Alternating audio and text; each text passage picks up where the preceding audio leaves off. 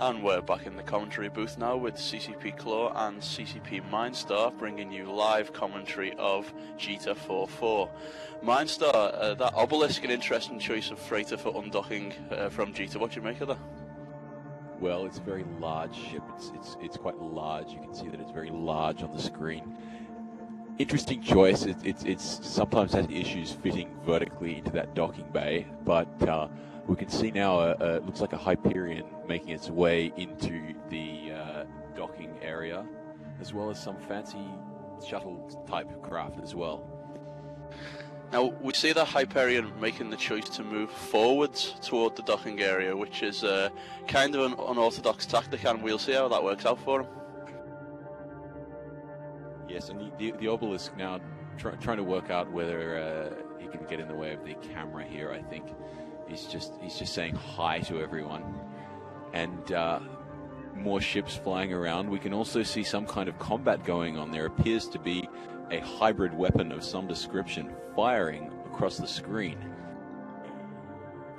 Now, this obelisk now choosing to move in a slightly downwards left diagonal direction while being pursued by a Hyperion again. This Hyperion seems to be very popular for undocking from Jita 4-4, as well as apparently a Dominix. Would you care to make any mention to that? Yes, a Dominix, one of the most noble ships in the game, in my humble opinion. Just making its way gracefully past the screen. It is one of the most beautiful ships in EVE, as I'm sure everyone will agree. This obelisk is now thoroughly in the way, however. It should really go. More obelisks now. You can see a whole line of them undocking from the station. They're obviously cottoning onto this quite rare and unusual tactic. I think it's worth taking some time to mention the paint scheme of Jita 4-4. I find that the Caldari Navy decorators, personally, I think are very imaginative with the various shades of dark grey and dark blue, and I find it really interesting. What's your opinions on that?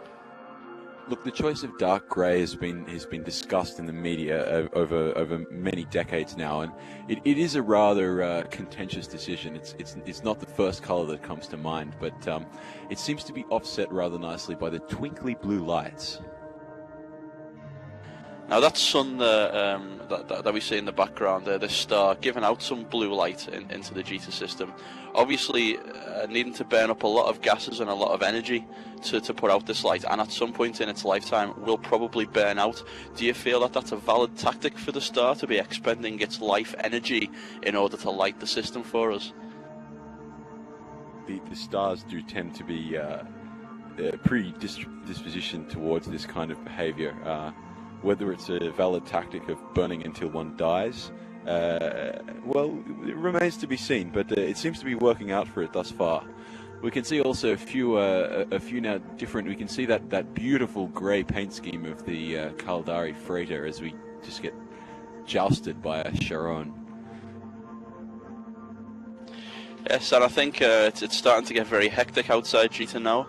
I think it's kind of that time of the day where trade and flying your ship around in front of a camera is starting to become more and more prolific, and I think we may soon start to see something very interesting happening. However, not right now. No, I have been actually watching this all day. I did hear that there was an Alliance tournament on, but I've been absolutely glued to our Jita 4-4 cam the entire broadcast this afternoon, and I must say that it has been this interesting the entire time. So what's this Alliance tournament that we're talking about? What exactly is that? Would you like to explain? Apparently people in very expensive ships have been blowing each other up.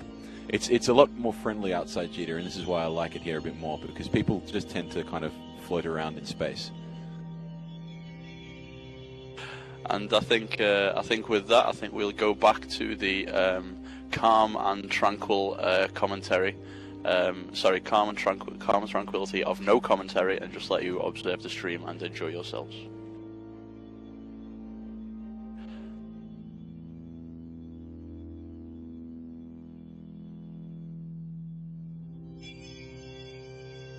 And now back to Soundwave. Thank you very much, guys. That's certainly an interesting update. Those obelisks coming out of nowhere, taking the victory in front of the station, and all those suns. Next up, we have Ivy League and Solar Fleet. That is in about 10 minutes. It's our 1700 match. Stay right here.